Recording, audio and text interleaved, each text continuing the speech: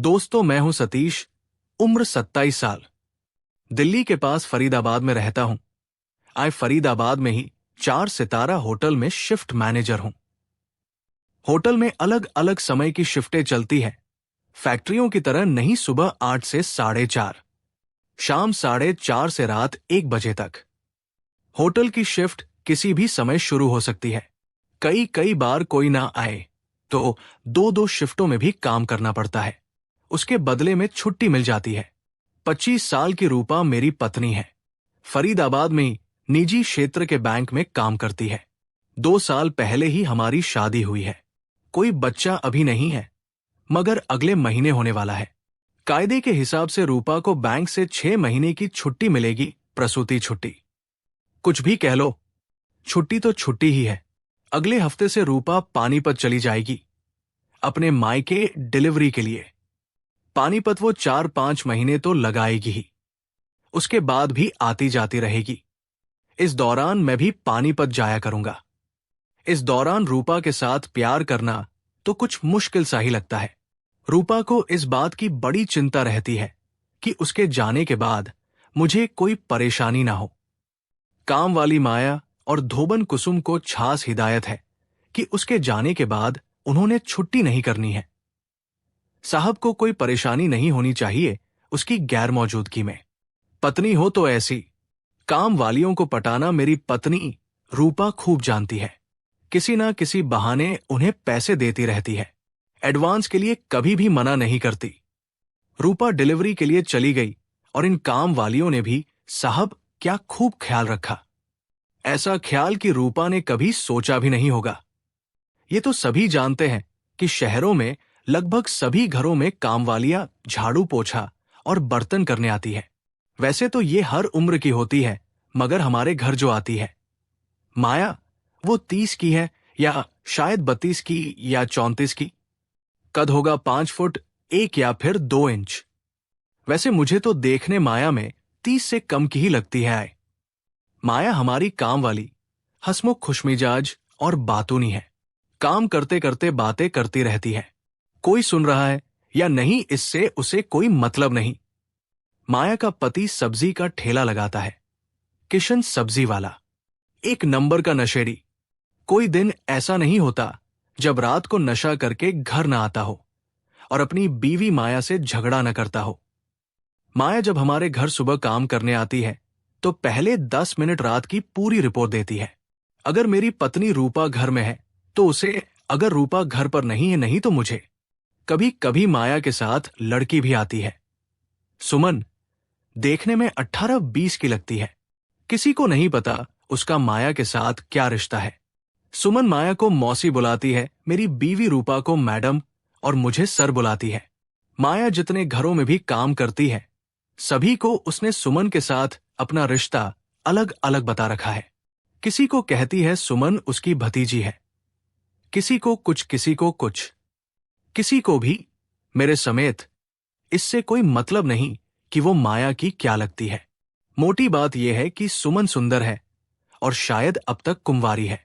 सुमन जब भी हमारे घर आती है मुझे बड़ी अजीब नजरों से देखती है। सुमन छोटे कद की है, 5 भी मुश्किल से होगी। नैन नक्श बंगालनों जैसे।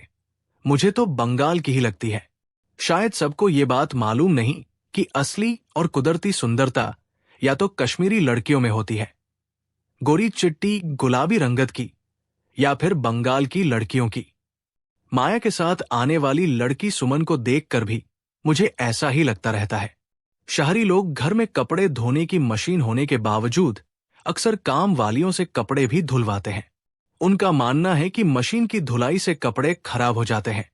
मुझे तो अक्सर ऐसा लगता है कि कपड़े धोने की मशीन घर में इसलिए रखी जाती है कि पड़ोसी और रिश्तेदार ये ना कहें, लो जी, इनके घर में तो कपड़े धोने की मशीन भी नहीं है। कम से कम हमारी घर में तो कपड़े धोने की मशीन होने का यही कारण है। कई घरों की काम वालियां कपड़े धोने से मना कर देती है, क्योंकि कपड़े धोते हुए उनके अपने कपड़े गीले हो जाते हैं। ऐसे में कई लोग धोबन से कपड़े धुलवाते हैं। धोबने पैसे तो जरूर थोड़े ज्यादा लेती है, मगर कपड़े बढ़िया धोती है, चकाचक। मेरी पत्नी कहा करती है, धोबन की सबसे बड़ी पहचान है कि वो कपड़े तो बढ़िया धोती ही है। कपड़े धोते समय उनके अपने कपड़े कभी गीले नहीं होते। हमारे घर में भी ऐसी ही एक धोबन कपड़े धोने आती है। कुसुम, उम्र होगी यही कोई 30-32 साल। वही बात, इनकी उम्र का अंदाजा लगाना मुश्किल है। माया की ही तरह कुसुम भी है। मुझे तो कुसुम भी 30 से कम की ही लगती है। कुसुम मुझे साहब बुलाती है और रूपा को बीबी जी। कुसुम का घरवाला मुरारी पास ही कपड़े इस्त्री करने वाला ठेला लगाता है। अगर कभी कुसुम लोगों के घरों में कपड़े धोने से जल्दी फारिग हो जाती है तो ठेले पर चली जाती है पति मुरारी की मदद करने। कुसुम फिर कपड़े इस्त्री करती है और मुरारी बैठकर बीड़ी पीता है। काम वाली माया और धोबन कुसुम मुझे तो दोनों एक जैसी ही लगती है। दोनों का कद भी बराबर सा ही है और शरीर भी एक सा। मगर कुसुम से मेरा सामना कम होता है। वो दूसरे वाले टॉयलेट में कपड़े धोती है। छत पर कपड़े सूखने के लिए डालकर बाहर बाहर से ही चली जाती है। हुआ ये कि एक दिन मेरी दोपहर 2 बजे की शिफ्ट थी और मुझे मोजे नहीं मिल रहे थे। रूपा बैंक जा चुकी थी। मैंने सोचा धोने वाले कपड़ों में से मोजे निकाल लेता हूं, बाद में रूपा आएगी तो ढूंढ देगी। कुसुम कपड़े धो रही थी।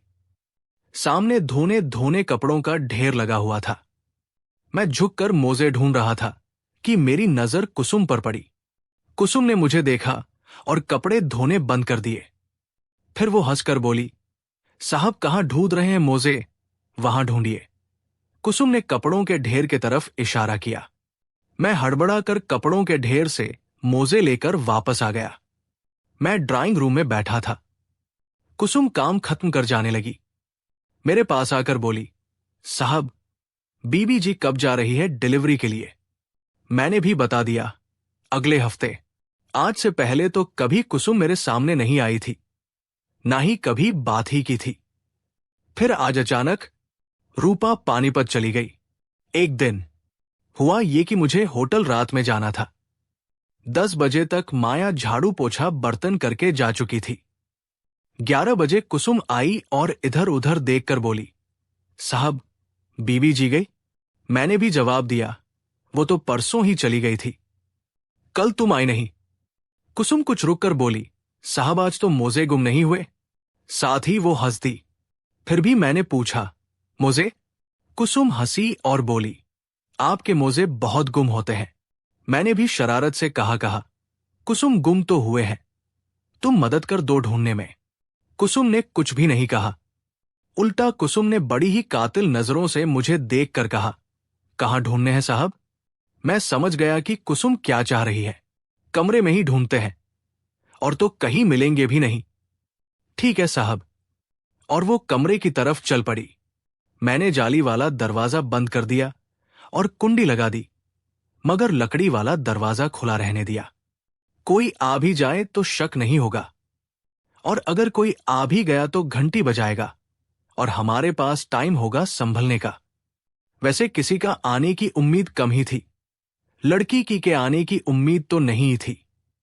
जिस आदमी की बीवी घर में न हो, ऐसे आदमी के घर कौन लड़की आएगी? कुसुम ने मेरी तरफ देखकर शर्माते हुए पूछा, ये क्या है साहब? आप तो कह रहे हो मोजे ढूंढने हैं। अब वो शर्मा रही थी या शर्माने का दिखावा कर रही थी, ये तो वही जाने। मैंने कहा, मोजे भी ढूंढ लेंगे, ये भी कुछ ढूंढ रहा है। कुसुम उठने लगी और बोली, बड़े खराब हो साहब आप, मैं चलती हूं। अब पहली बार में तो औरत मानती भी नहीं, कुछ तो न नुकुर करती ही है। मैंने कुसुम के कंधे पर हाथ रखकर कहा, क्या हुआ? एक बार देखो तो सही, पूछ तो लो क्या ढूंढ रहा है ये, क्या चाहिए इसको? नहीं साहब नहीं। ये क्या कर रहे हो? कुसुम बोली तो जरूर, मगर उसने उठने की कोई कोशिश नहीं की। कुसुम ने सर उठाकर पूछा, क्या करूं साहब? कुसुम फिर बोली, ये क्या कह रहे हो साहब? कोई आ गया तो? किसी को पता चल गया तो? कोई आ गया तो? किसी को पता चल गया तो? बस जवाब में आदमी को भी बस इतना ही कहना होता है, कोई नहीं आएगा, किसी को पता नहीं चलेगा। मैंने भी कुसुम से कहा, कोई नहीं आएगा, किसी को पता नहीं चलेगा। कुसुम भी कौन सी कम थी, 10 घरों में कपड़े धोने वाली धोबन थी। बोली, मैं भी तो ऐसे ही कह रही थी साहब। मुझे मालूम है आज क्या होगी। थोड़ी ही देर में आई और बोली, साहब आप तो बड़ी ही अच्छे हो। हमारे मर्द तो दिन भर के थके आते हैं, खाना खाते हैं और सो जाते हैं। उनको इस बात से कोई लेना देना नहीं कि घरवाली को चाहिए क्या नहीं। फिर चलते हुए कुसुम बोली, अच्छा साहब चलती हूं, परसों आऊंगी, परसों ही कपड़े भी धो दूंगी। कहकर कुसुम चली गई। अगले दिन सुबह जब काम वाली माया आई तो बड़ी अजीब तरीके से मुझे देख रही थी और मुस्कुरा भी रही थी। मुस्कुराती तो मुझे देखकर वो कभी भी नहीं थी। बात करते वक्त वही आगे पीछे खुजली ही करती थी। आज ऐसा क्या नया हो गया जो माया मुस्कुरा भी रही है? मेरे मन में शक सा पैदा हुआ। कहीं कुसुम ने इसे हमारी बात बता तो नहीं दिया? कुछ तो था माया की मुस्कुराहट में। फिर ख्याल आया कि अगर बता भी दिया है तो क्या हुआ, काम और आसान हो जाएगा। तीसरे दिन कुसुम जल्दी आ गई।